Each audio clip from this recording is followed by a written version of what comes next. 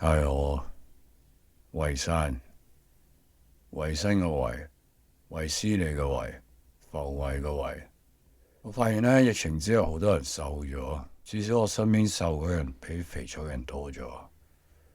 我覺得好多原因嘅，就係大家注意健康啊。我最近病咗一段時間，但係如果個病會好返嘅話，其實有時換個角度諗係一件好事嚟嘅，佢會令你呢換咗一個角度去諗啲事咁啊，即係你嘅身體狀態唔同咗，會影響你嘅精神，你會慢落嚟咯。你就可以試下用嗰種身體同埋精神嘅感覺去體驗你平時嘅生活咯。因為你做嘢都要做㗎嘛，你工都係要返。如果唔係好嚴重嘅話，你冇理由請病假啊嘛。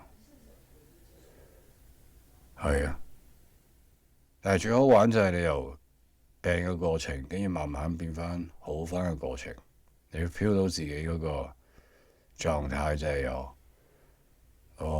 唔同咗嘅感覺，跟住慢慢返去你病之前嗰個狀態。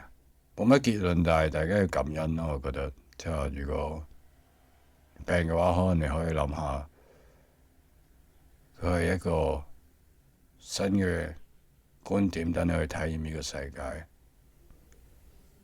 最緊要會好返啦，當然唔係叫大家真係病咗唔好好返啦。